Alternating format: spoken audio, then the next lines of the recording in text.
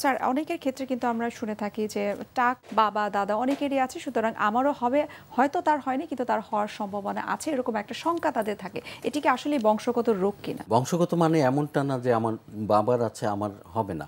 আপনি দেখবেন অনেক ফ্যামিলিতে বাবা টাক, 4 ভাই বোনের একদম মাথা ভর্তি চুল, অনেক বেশি চুল। আবার তাদের ছেলেমেয়েদের কিন্তু হয়ে যেতে পারে, অর্থাৎ জেনারেশন গ্যাপ দিয়ে আসতে পারে। আবার পরপর এক জেনারেশনেই দেখা যায় 3 ভাইয়ের মাথা ভর্তি চুল। ছোট ছেলে বলে আমি সবার ছোট, আমার 18 বছর বয়স, আমার তো টাক হয়ে গেল। এইটা একটা জিন ইনফ্লুয়েন্স করে। সেই জিনটা ছোট একটা বেবি দেখার সময় আমরা কোলে নিয়ে বলি যে আরে বাবা ও তো দেখতে একদম মামার মতো হয়েছে। ম্যাটারনাল জিনও ম্যাটার করতে পারে, নানার টাক থাকলে আসতে পারে। বলে আমার 14 গোষ্ঠী দাদা চাচা ভাই বোন কারো টাক নাই, আমার কোত্থেকে আসলো? আপনি কেন বংশগত বলছেন? সেটা মায়ের সাইড থেকেও মামাদের টাক থাকলে কেউ না কেউ পেতে পারে।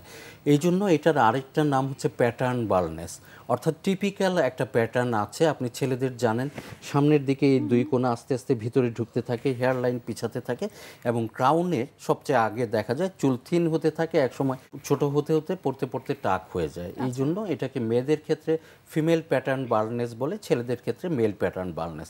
তবে সবচেয়ে আসার কথা মেয়েদের ক্ষেত্রে এই প্যাটার্ন বালনেসটা সংখ্যা একেবারেই নগণ্য। আমি বলবো পার্সেন্টেজ যদি করি 100 জনের মধ্যে একজনেরও হয়। আমরা আরো বিস্তারিত জানবো এই চুল পড়ার সমস্যা নিয়ে এবং ট্রিটমেন্ট নিয়ে, তবে তার আগে একটা বিরতিতে চলে যাচ্ছি। প্রিয় দর্শক, আপনারা দেখছেন এনটিভি নিয়মিত স্বাস্থ্য বিষয়ক আয়োজন স্বাস্থ্য প্রতিদিন এই অনুষ্ঠানটি। এই পর্যায়ে আমরা নিয়ে নিচ্ছি ছোট্ট একটা বিরতি। কোথাও যাবেন না, আমাদের সঙ্গে থাকুন।